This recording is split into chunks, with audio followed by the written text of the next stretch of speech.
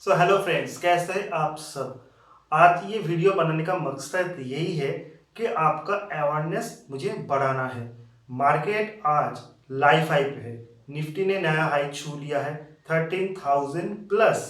तो अभी आप लोगों को मार्केट में इन्वेस्ट करना चाहिए या फिर करेक्शन का वेट करना चाहिए, या फिर अगर आप अभी इन्वेस्ट करो तो मार्केट आपको बहुत ज़्यादा बेनिफिट देगा। आज इस वीडियो में हम पूरा डिस्कस करेंगे।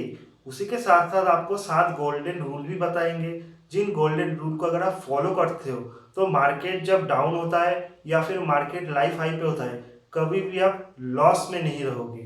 तो चलिए वीडियो को शुरू करते हैं। दोस्तों, मार्केट अभी लाइफ हाई पे है, लेकिन अप्रैल और मार्च के महीने का क्रैश किसी ने भूला नहीं, जब निफ्टी भी गिर के 7,500 तक आ गया था। और ये सिर्फ निफ्टी की बात नहीं है, आप डाउ जोन्स को भी देख लीजिए। डाउ जोन्स भी 18,000 तक आ गया था। अभी डाउ जोन्स जो है नियर अबाउट 30,000 में, 12,000 पॉइंट का रिकवरी और गेन। उसी के साथ साथ निफ्टी ने भी 7,500 से 13,000 का सफर within a very few short period of time travel किया। नियर अबाउट 7 मंथ ही लगे निफ्टी को ये डिस्टेंस कवर करने के लिए। बहुत सारे लोगों ने उस समय पैनिक में आके अपना शेयर का जो पोजीशन है उससे एग्जिट तो ले लिया, लेकिन उसके बाद वो बहुत ज़्यादा रिग्रेट में आ गए, क्योंकि बहुत सारे लोग ऐसे भी है जिन्होंने बहुत ज़्यादा लॉस बुक किया। यानी कि 12,000 में उन्होंने शायद निफ्टी में या फिर किसी भी स्टॉक में इन्वेस्ट किया था। उसके बाद जब 7,500 आ गया तो हर स्टॉक ऑलमोस्ट 30-50% गिरा था। तो बहुत सारे लोगों ने पैनिक पे आके, प्रेशर में आके वो लॉस बुक किया। अगर वो लोग इन्वेस्टेड भी रहते तो आज जिसी भी प्राइस में उन लोगों ने स्टॉक में इन्वेस्ट किया था उससे प्रॉफिट में ही होते, लेकिन मिस्टेक तो हो गया। अब क्या करें। देखिए, एक और चीज़ भी है जो मैं बता देना चाहता हूँ। अप्रैल और मार्च के टाइम जैसे कि बहुत सारे एग्जिस्टिंग इन्वेस्टर ने मार्केट से एग्जिट किया था, उसी साथ साथ बहुत सारे नए फ्रेश इन्वेस्टर, फ्रेश रिटेल निवेशकों ने मार्केट में एंट्री किया था। क्यों? क्योंकि उस टाइम पूरा लॉकडाउन था, 3 महीने तक पूरा लॉकडाउन ऑलरेडी डिक्लेयर हुआ था, स्कूल कॉलेजेस बंद थे, बहुत सारे लोगों के पास जॉब्स नहीं थे, जॉब्स इनसिक्योर थे, और जो जॉब कर रहे थे यानी कि गवर्नमेंट सेक्टर पे, उनके पास शेयर मार्केट को जानने के लिए, म्यूचुअल फंड को जानने के लिए बहुत ज़्यादा टाइम था। और बहुत सारे लोग ऐसे भी है जिनको पता है कि डिप्स में बाई करने का बेनिफिट होता है, लेकिन पैनिक तो पैनिक होता है। ऐसा एक पैनिक का मोल तक कि जैसे दुनिया ही खत्म हो जाएगा, कोई जॉब्स नहीं रहेगा, सारे ग्लोबल में इतना ज़्यादा मंदी आएगा कि लोगों के पास खाने के लिए खाना भी नहीं होगा। दूसरे सारे एक्सपेंसेस की तो बात ही नहीं करते थे लोग।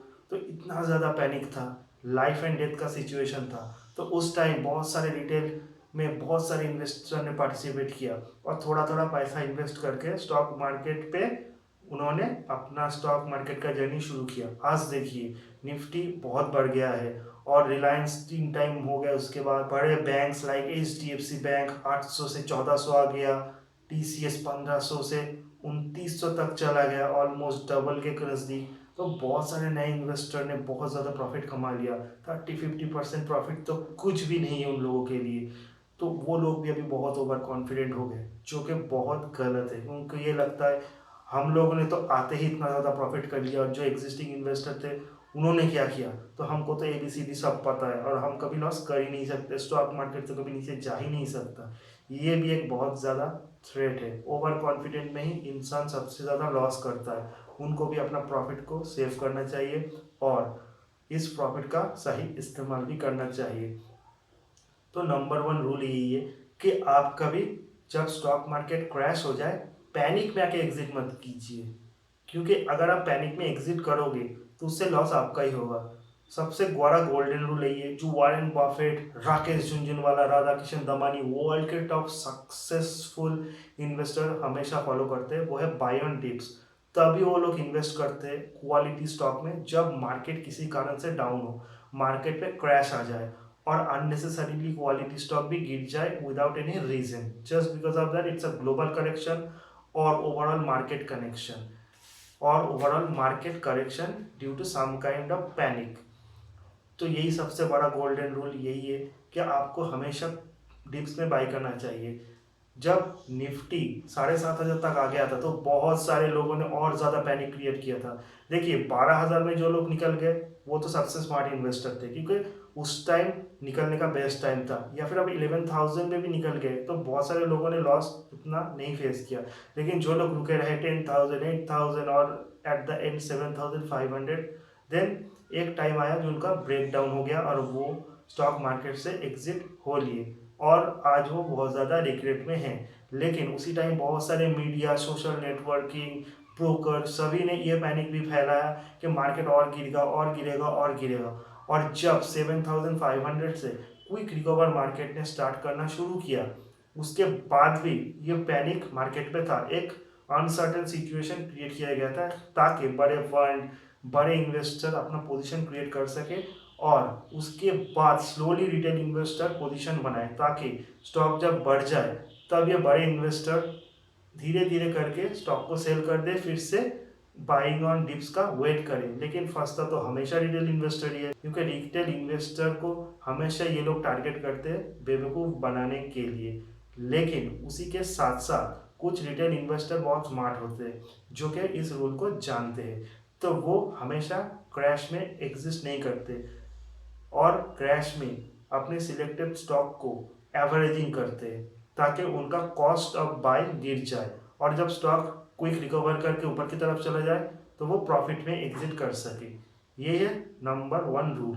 आइए डिस्कस कर लेते हैं नंबर 2 रूल के बारे में।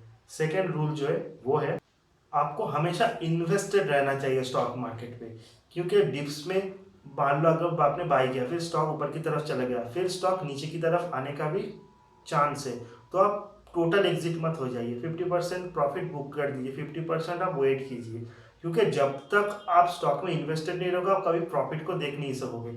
आज आपने मानो एक स्टॉक को बाई किया, कल वो स्टॉक 5% भी बढ़ गया तो आपको लगा 5% मुझे मिल रहा है, हम एग्जिट कर जाते हैं। बहुत सारे ब्रोकर है जो डिलीवरी चार्ज तो नहीं लेते, तो ऑलमोस्ट आपको 4.5% का प्रॉफिट होना तय है। तो इससे क्या होता है, फिर आपको लगेगा 5% तो बहुत ज़्यादा होता है, फिर जब डिप्स होगा फिर मैं बाय करूँगा, फिर आप वेट करते हैं थोड़ा करेक्शन में, आप फिर बाय करते हैं, फिर स्टॉक और गिर जाता है, फिर ओवरऑल आपको लॉस होता है। तो ऐसा मत कीजिए, हमेशा कुछ ना कुछ इन्वेस्ट करके रखिए, वेट कीजिए हमेशा करेक्शन का। आपने अगर अपना सारा पैसा लगा भी दिया है तो आपको अगर लगता है 20, 30, 40% प्रॉफिट में आप है तो कुछ प्रॉफिट आप बुक कीजिए, रेस्ट ऑफ द कैपिटल आप रख दीजिए, क्योंकि आपने तो बाई डिप्स में ही किया है। अगर और ज़्यादा गिर जाए फिर तो अलग बात है, या फिर मार्केट अगर अननेसेसरी गिर जाए तो आप एवरेजिंग पे भी ध्यान दे सकते हो। यही था number 2 rule, stay invested in stock market.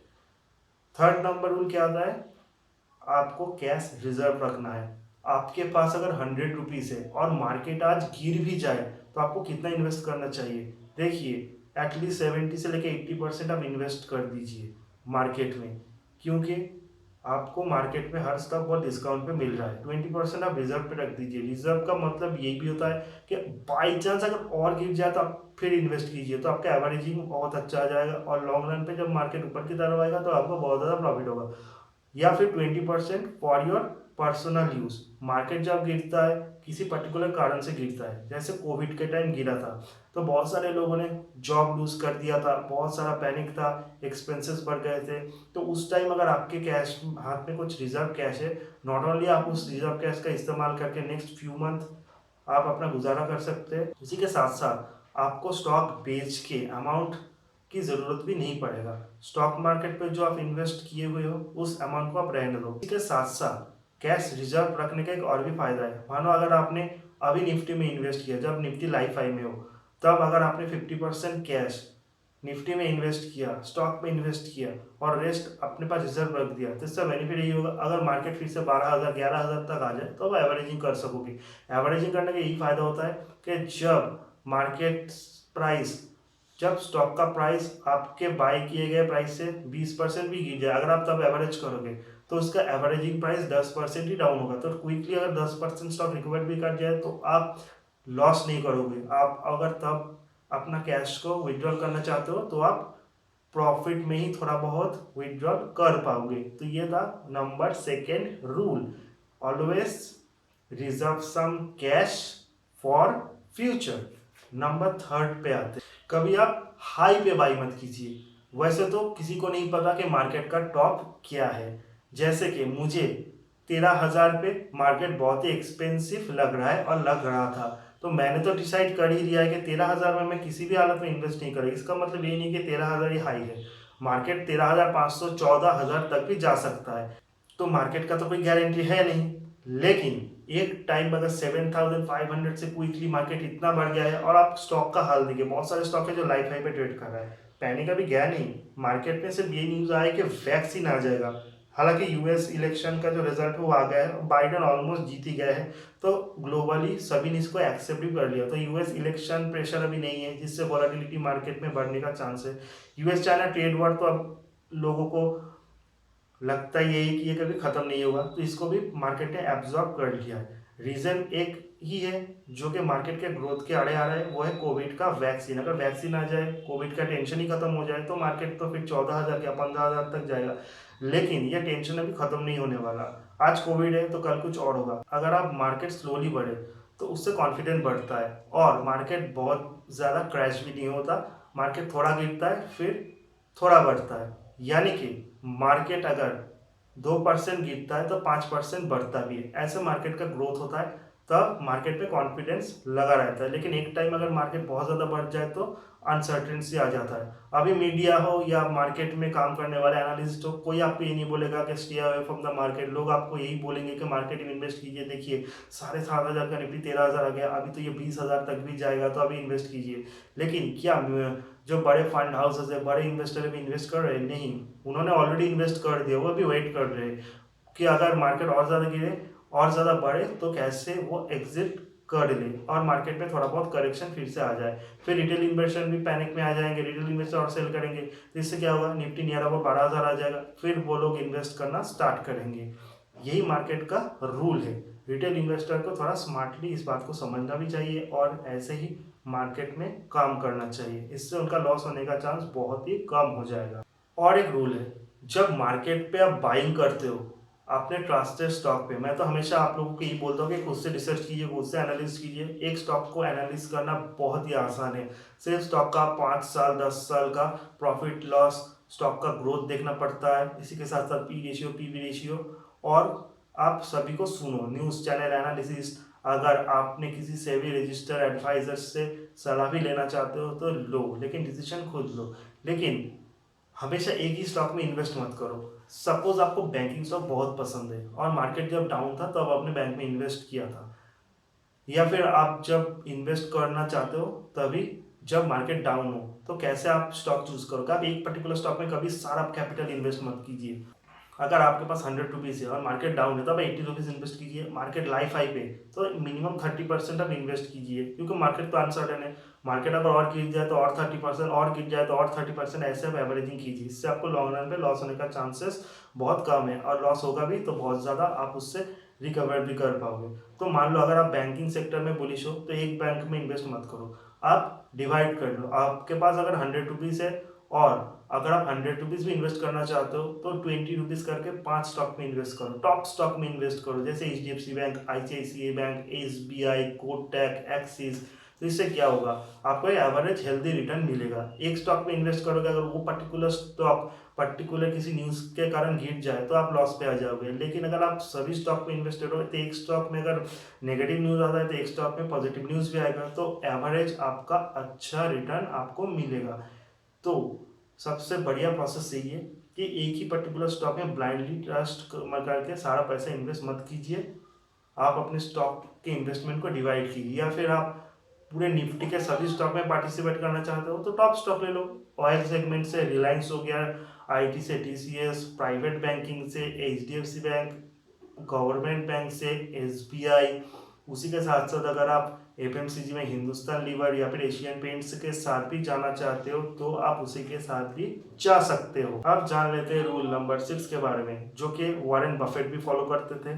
वो है री इन्वेस्ट। मान लो अगर आपने एक स्टॉक को बाई किया बहुत ही डिप्स में और आपको 50-60% प्रॉफिट उससे हो रहा है, और मार्केट कॉन्सोलेट कर रहा है, मार्केट किस सब जगह आपको पता नहीं, तो आप एग्जिट हो जाइए, प्रॉफिट बुक कर लीजिए, और जितना आपने प्रॉफिट किया उसको आप इन्वेस्ट के लिए सोचिए।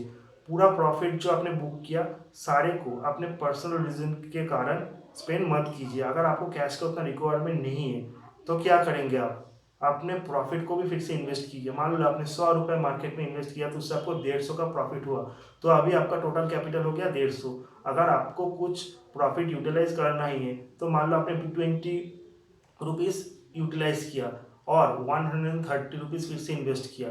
इससे आपका इन्वेस्टमेंट भी बढ़ेगा और लॉन्ग रन पे आपका प्रॉफिट होने का चांस भी बढ़ेगा। तो इससे क्या होगा, फिर आपने 130 को इन्वेस्ट किया, मान लो आपको फिर से 70 रुपीज़ का प्रॉफिट हुआ, यानी कि आपका टोटल इन्वेस्टमेंट हो गया 200। फिर इस 200 में से आप अगर 50 रुपीज़ लेते हो as a profit for personal expenses, फिर आपके पास 150 रुपीज़ हो गया फॉर इन्वेस्टमेंट। सो पहले आपके पास 100 था, अभी 150। ऐसे आप अपने इन्वेस्टमेंट और अपने बिजनेस कैपिटल को बढ़ा सकते हो। और मार्केट में राइट टाइम पे जब मार्केट डाउन हो उसमें इन्वेस्ट करके आप बहुत ज़्यादा प्रॉफिट कमा भी सकते हो और आपका रिजल्ट भी इससे बहुत ज़्यादा बढ़ेगा, जिससे आपको पैनिक नहीं आएगा। और पैनिक में मार्केट गिर भी जाए तो आप उससे एग्जिट होने के बारे में सोचोगे नहीं, उल्टा आप एवरेजिंग करोगे या फिर एक स्टॉक से निकल के दूसरे स्टॉक पे आसानी से मूव कर पाओगे। Last but not the least, ये जो एक रूल है ये बहुत ही इंपॉर्टेंट रूल है, उसको हम नेटवर्किंग कहेंगे। स्टॉक मार्केट पे अगर आप काम करते हो, अगर आपका पूरा बिजनेस ही स्टॉक मार्केट के ऊपर बेस्ड है, तो ये नेटवर्किंग आपके लिए बहुत ही यूजफुल है। आप उन्हीं लोगों से कनेक्टेड हो जो स्टॉक मार्केट से कनेक्टेड है। मान लो आपके पास 10 फ्रेंड है, उसमें से 3 फ्रेंड जो है वो स्टॉक मार्केट पे इन्वेस्टेड करते हैं या फिर ट्रेडिंग करते हैं। तो मैं ये नहीं कह रहा हूँ कि 7 लोगों से आप बात मत करो, 7 लोगों से जरूर बात कीजिए, लेकिन इन 3 लोगों से ज़्यादा फ्रेंडशिप कीजिए, क्योंकि स्टॉक मार्केट रिलेटेड अगर आपको न्यूज़ चाहिए तो आपको इन्हीं लोगों से मिलेगा। उसी के साथ साथ social networking, Facebook, WhatsApp, Instagram, सारे चीज़ों में आप उन लोगों को फॉलो कीजिए जो कि स्टॉक मार्केट के ऊपर आर्टिकल लिखते हैं, यूट्यूब में स्टॉक मार्केट के ऊपर वीडियो बनाते हैं। तो क्या होगा, इससे आपका नॉलेज भी बढ़ेगा, आप इनके वीडियो को फॉलो कर सकोगे, आपका नॉलेज बढ़ेगा, लोग क्या कहते हैं आपको पता चल जाएगा, किसी पर्टिकुलर स्टॉक मार्केट के बारे में लोग बुलिश या फिर बेरिश है, लोगों को क्या लगता है, सभी का ओपिनियन आपको लेना चाहिए। इसी के साथ साथ आपको न्यूज़ चैनल से लेके सोशल मीडिया में जितने भी न्यूज़ चैनल का पेजेस है उनको आपको फॉलो करना पड़ेगा, ग्लोबल इन्वेस्टर को आप फॉलो करना पड़ेगा, मार्केट के जो दिग्गज है उनको आपको फॉलो करना पड़ेगा। तो आप नेटवर्किंग ऐसा ही बनाइए, आप ब्रोकर के ऑफिस में जाइए, वहाँ पे जाके आप टाइम स्पेंड कीजिए, देखिए लोग क्या कहते हैं, ब्रोकर कैसे काम करता है, लोग फ़ोन करके कौन सा स्टॉक बाई करने के लिए। इसी के साथ साथ नए फ्रेंड भी आप वहाँ पे बना सकोगे। उसी के साथ साथ वो क्या सोचते हैं मार्केट के बारे में, स्टॉक के बारे में, इससे आपका कॉन्फिडेंस बढ़ेगा, नॉलेज बढ़ेगा। एक सक्सेसफुल इन्वेस्टर वही होता है जो ओपिनियन सबका लेता है, सुनता सबका है और सारी चीज़ों का एनालिसिस करने के बाद अपना इंडिपेंडेंट डिसीजन लेता है फॉर बाइंग और सेलिंग अ पर्टिकुलर स्टॉक। तो नेटवर्किंग बहुत इंपॉर्टेंट है। बहुत सारे सक्सेसफुल इन्वेस्टर ने नेटवर्किंग के थ्रू ही अपना नॉलेज गेन करके बहुत ज़्यादा प्रॉफिट किया है। इसी के साथ साथ एक और इम्पॉर्टेंट चीज़ है जो है रीडिंग ऑफ बुक। अगर आपको बुक पढ़ने का उतना शौक नहीं है फिर भी आपको थोड़ा बहुत बुक तो पढ़ना ही पड़ेगा। आप स्टॉक मार्केट के ऊपर लिखे गए बुक को बाई कीजिए या फिर ऑनलाइन भी आप उसको रीड कीजिए, इससे भी आपका नॉलेज बढ़ेगा। क्योंकि बहुत सारे सक्सेसफुल इन्वेस्टर का स्टोरी यही है कि वो अपने आइडियल टाइम में बहुत ज़्यादा पढ़ने के शौकीन थे। कोई भी बुक हो, मैं कोई भी बुक पढ़ने का तो आपको सजेशन नहीं दूंगा, क्योंकि स्टॉक मार्केट के ऊपर भी बहुत सारे बुक है जो कि आपके ज्ञान को बढ़ाने के लिए भी बहुत आपको हेल्प करेंगे। तो ये सारे 7 गोल्डन रूल थे जिनको अगर फॉलो करोगे तो आप स्टॉक को नॉट ओनली डिप्स में बाई भी कर सकोगे और जब आपको प्रॉफिट बुक करने का टाइम आएगा आपको उसका रियलाइजेशन भी होगा और इससे आप बहुत ज़्यादा मार्केट जब हाई पे हो उस टाइम स्टॉक को बाई करने की गलती कभी नहीं करेंगे। तो ये सारे गोल्डन रूल, आई होप आपको अच्छा लगा। अगर वीडियो अच्छा लगे तो चैनल को सब्सक्राइब कीजिए, लाइक कीजिए और शेयर भी कीजिए। आज के वीडियो के लिए बस इतना ही, मिलते हैं अगले नेक्स्ट वीडियो में, तब तक के लिए गुड बाय।